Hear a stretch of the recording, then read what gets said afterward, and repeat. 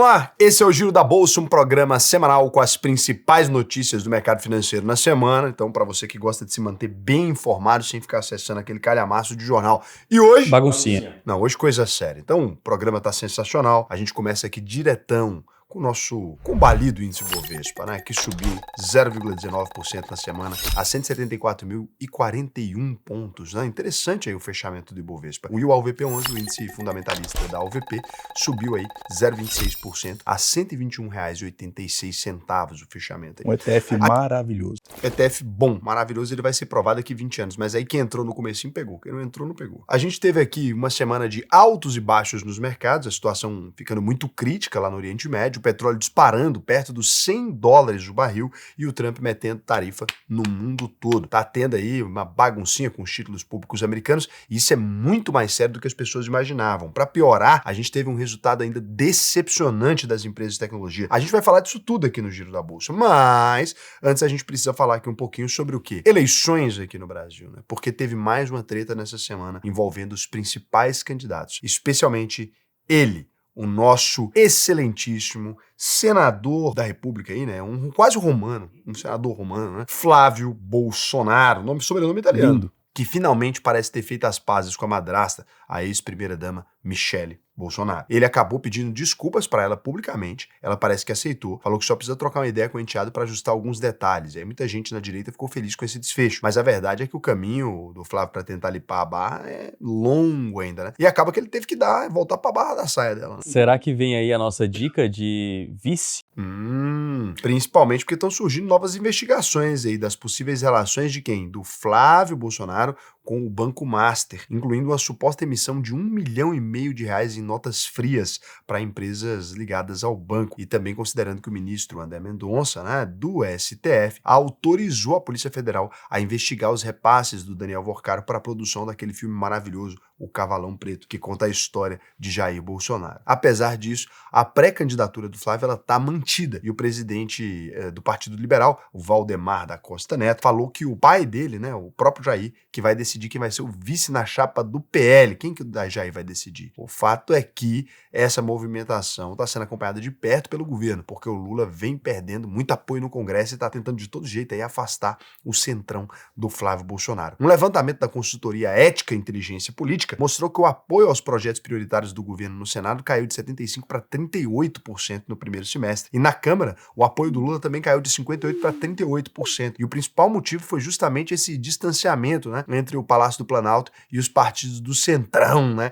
que é o tal do MDB, PSD, União Brasil, PP, republicanos. É claro que tudo isso tem a ver também com a treta que o Lula arrumou aí, acionando o STF para derrubar decisões do Congresso que ele não concordava, né? Tentando controlar a distribuição de emendas parlamentares e, é claro, insistindo em colocar o Bessias no STF, mesmo depois da derrota na sabatina do Senado. O resultado de tudo isso é que o Lula ainda não conseguiu aprovar nenhuma das pautas prioritárias do governo antes do recesso parlamentar que está acontecendo agora, esse merecido gozo do recesso, né, dos nossos queridíssimos parlamentares. Espero que estejam gozando bem. As moças de Brasília devem estar desempregadas nesse momento, né, porque com quanto eles movimentam aí, as moças da noite, né? Mas tem que compartilhar a renda também, né? Distribuição de renda. O maior programa de distribuição de renda do Senado é esse. Bom, e essa história toda, né, da treta, confusão, sei lá o que, ela é muito ruim pro Lula, pensando na eventual permanência no governo por mais 4 anos. Nas pesquisas eleitorais, o Lula continua na frente, mas aparece tecnicamente empatada aí num segundo turno com o Flávio Bolsonaro. Então ainda a gente tá com tudo em aberto, né? Olhando aqui pros números, a gente não tem nada de fato. O que também acaba ajudando o Lula nas pesquisas é a tal da nova tarifa de 25% sobre as exportações brasileiras, que começou a valer na quarta-feira. E que mesmo com a vasta lista de produtos isentos, aí, mais de 2.500 produtos isentos, pode prejudicar 18% das nossas exportações para os Estados Unidos. Tínhamos falado no começo em 35%, agora estão recalculando, né? Que dá aí uns 8 bilhões de dólares. Acho que é só no agro. Dá aí uns 8 bilhões de dólares em perdas para o nosso comércio internacional. Micharia, isso aí sai no xixi. Quase nada. Eu fiz esse final de semana, gastei de pinga. As últimas pesquisas já vinham mostrando que a maioria dos eleitores acaba responsabilizando o clã Bolsonaro pelo tarifaço. Mas o que o Bolsonaro tem a ver com isso especificamente? Então, a grande questão é que em algum momento da história, né, lá atrás, o Flávio e o Eduardo Bolsonaro chegaram a falar que iam pedir, né, retaliações do governo e tal. E aí veio aquela primeira tarifa. Então ficou meio que no imaginário das pessoas uma relação dessa. Dessa vez agora, mesmo o Flávio escrevendo uma cartinha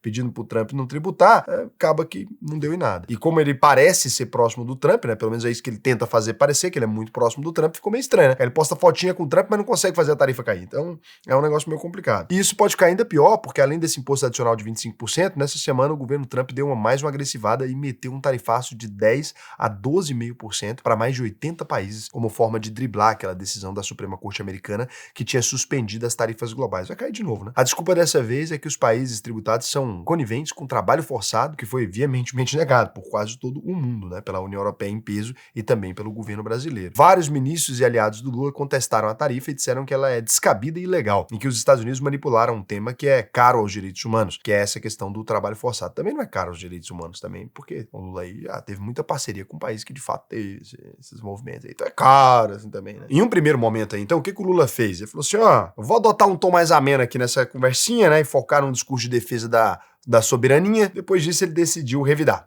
E aí ele falou que vai aplicar a lei da reciprocidade para dar troco nos americanos. Vai sobrar só o troco mesmo, né? Porque realmente vai o valor integral... o imposto. O fato é que com a soma das duas tarifas o Brasil foi taxado em 37,5%. Lembrando que para alguns produtos já estava vigente uma tarifa até maior, né? De 50%. E quem vai pagar essa conta são as empresas que exportam etanol, calçados, produtos têxteis, móveis e maquinários aí de diversos tipos, equipamentos pesados e tal. Para tentar ajudar essas empresas, o governo lançou uma nova fase do plano Brasil Soberano, a soberania, liberando aí 18 bilhões em linhas de crédito para os exportadores, além de tentar abrir outros mercados e de manter as negociações com representantes do comércio do governo Trump. Lembrando, você que é exportador, pega logo o empréstimo, porque já essa tarifa cai e o programa acaba, viu? Então é bom lembrar que o Trump comprou mais essa briga num momento delicado aí para a economia americana, porque se de um lado ele quer tentar forçar a indústria local a se desenvolver e exportar mais, por outro lado esse novo tarifaço acaba sendo mais lenha na fogueira da inflação, né? Que é hoje o grande fantasma do mercado americano. E não é o Gasparzinho não, coisa feia mesmo. E vem forçando aí o Banco Central, o Fed, a manter os juros altos por um período mais prolongado. Inclusive essa leitura pessimista do mercado é exatamente o que está fazendo a rentabilidade dos títulos públicos americanos o quê? Disparar. E o que a gente viu essa semana foi um título de 10 anos bater mais de 4,6% de retorno, o que acaba sendo ruim para as empresas da bolsa como um todo, literalmente do mundo todo, tá? Mas principalmente para as empresas de tecnologia, que geralmente as empresas de tecnologia lá nos Estados Unidos têm um valor muito esticado, projetando aquele lucro lá na frente. E aí o que acontece é que os juros altos vão corroendo uma parte desse lucro projetado e as ações já sentem agora os efeitos, né, dessa visão negativa para o futuro aí. E um detalhe é que saíram alguns balanços trimestrais, o que desanimadores das chamadas Big Techs, um destaque para a fabricante de carros elétricos, a Tesla, que lucrou menos no segundo trimestre e viu as ações derreterem 14% no único dia, o que representa uma perda de quase 95 bilhões de reais. Para quem? Para ele, pro tadinho do Elon Musk, né? Inclusive, tem outra empresa dele também que tá derretendo. Você lembra que eu fiz um vídeo falando que o IPO da SpaceX era palhaçada? Já perdeu 50% do valor de mercado. Assiste lá o vídeo. Aí lê os comentários de quem tava me atacando lá. Vai lá. Comenta lá. Fala, e aí, cadê seu Deus agora? Comenta lá. Mas voltando a falar desse cenário aqui de juro alto nos Estados Unidos, a gente tem que pontuar aqui que isso também é péssimo para os países emergentes, principalmente o Brasil, né? Porque faz o fluxo de capital estrangeiro, que adora ficar num lugar seguro, num jurinho gostoso, quentinho, né? Diferente de São Paulo, tão frio do cacete. Acabar dando meia volta e retornar para os ativos americanos. Aquela segurança de sempre de um país robusto, né? Roliço. E o pior é que tem mais um agravante nessa história. Em setembro vai entrar o grosso, que a gente tem um ano eleitoral, mas não é isso não. É que a situação lá no Oriente Médio, que ficou ainda mais crítica nessa semana, né? Os Estados Unidos acirraram a guerra contra o Irã e estão atacando o país diariamente nos últimos 15 dias. E como se não bastasse o fechamento do Estreito de Hormuz, agora surgiu uma outra ameaça para o fornecimento de energia global, que foram os ataques do grupo rebelde Houthis aí do Iêmen, que é apoiado pelo Irã contra navios ligados à Arábia Saudita em outro estreito super importante para o comércio global de petróleo, que é o estreito de Bab el-Mandeb, no Mar Vermelho aí. O resultado disso tudo foi o petróleo subindo de novo, chegou a bater $100 o barril, mas depois deu uma recuada e encerrou a semana perto dos $97, para pegar impulso, né? Voltou para trás para correr. Com isso, as ações da Petrobras pegaram carona e subiram quase 3% na semana, ajudaram o Ibovespa a ficar praticamente no 0 a 0 nesses últimos 5 pregões aí. E olhando para os outros indicadores, investidores, o efeito de todas essas notícias no fechamento semanal foi o SP500 caindo 1%, a Nasdaq mergulhando 3%, o dólar caindo para R$ 5,08, o índice de fundos imobiliários, alguém acompanha fundo imobiliário ainda? O índice de fundos imobiliários VIFIX também deu uma quem recuada. investe já tá na renda fixa ali, só fazendo renda, acompanha. Quem tá vivendo de renda tá preocupado é com quanto tá pagando, né? Não acompanhar a cotação do IFIX. Ah, mas ele não quer que caia, né? Eu não o conheço uma fundo. pessoa no país que acompanha o IFIX. É mesmo? Não conheço. O IFIX? Porque assim, Vamos trocar Se eu então tenho meus fundos pelo imobiliários- AUPO 11. não, o Alpo 11 não sobe nem cai, é Selic. Mas só pra fazer propaganda, é só pra gente chamar a atenção, colocar na tela, AUPO 11. Inclusive, não é propaganda não, mas eu não sei se você sabe, essa semana tem turma nova começando da UVP. E se você, né, se matricular nessa turma por meio desse vídeo aqui, você ganha um presente diferente. Então você que sempre ficou esperando a hora da UVP, tem turma agora, exatamente nessa semana. Clica no link aqui embaixo e lá no chat você fala Casimiro pra gente saber que você acompanha o Giro da... Brincadeira, não fala isso não. Fala que você assiste o Giro da Bolsa, que aí você vai ganhar um presente muito legal. Um ponto importante, né, que a gente Um tem negócio aqui... interessante também é que tem uma garantia 100%, né? Tem garantia de 100%, mas não é isso não. Pro pessoal que já é aluno, lembrem-se vocês que nós temos aqui, ó, o Private Day no final desse ano aqui. Private Day é um evento da UVP para quem é aluno. Vem aí esse ano. Carlos Bush, ex-CEO da Salesforce no Brasil. Foi CEO da Salesforce, executivo de alto nível. Arthur Bender, o maior especialista de imagem de executivos aí do país também. Então você que é empresário tem essas duas figuras. Tem quem mais? Tem o Assis também, cara.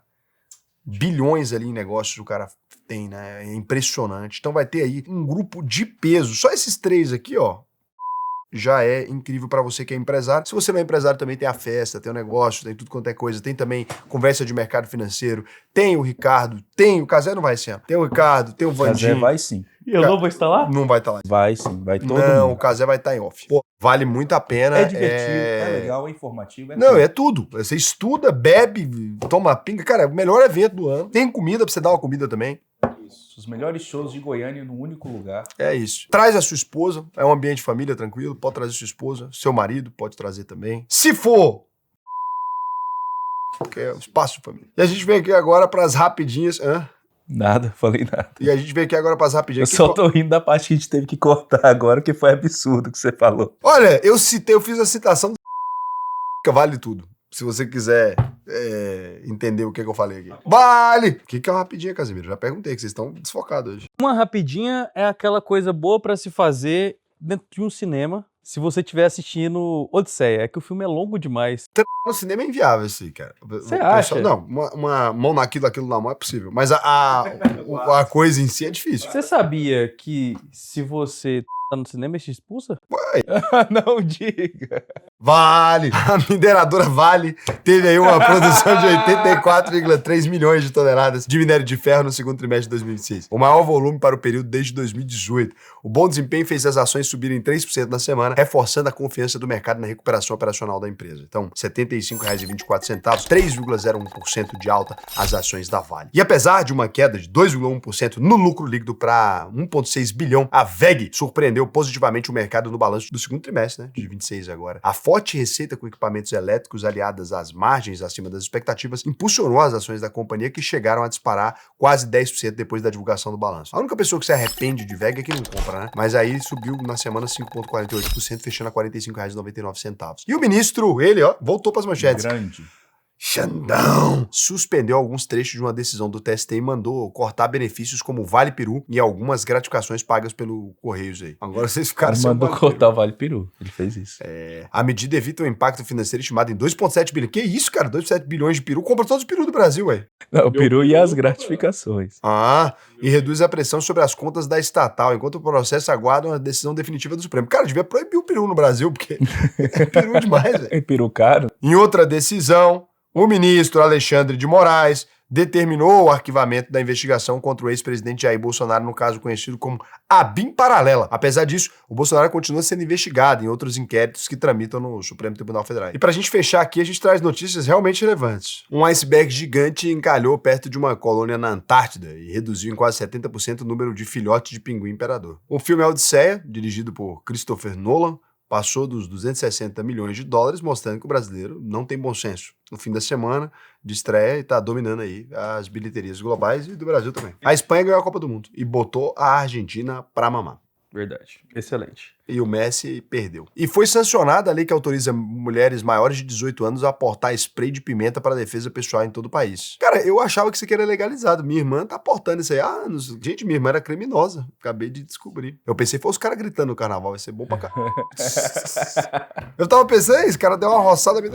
O carnaval vai ficar mais animado agora. O cara pegou pra dar uma de engraçado. Ah, sou engraçadão. Apertou a bunda da menina, ela vem... Aqui em Goiânia não tem isso, não. As mulheres também andam armadas. É 38 na cara e pronto. Não, mas aqui em Goiânia não. Mas tô pensando que, pô, no Rio de Janeiro isso aqui vai ser legal pra caramba, cara. Você vai ver maluco gritando. O carnaval melhorou muito agora. Cuidado com as minas fantasiadas de pimentinha. Mas segue esse trem? O que acontece? De pimentinha. Cara, ele volta? É ruim, eu já tomei. Mas o que você tava fazendo? Não foi de mulher. Cobrindo manifestação de polícia, como jornalista, já tomei pra caralho.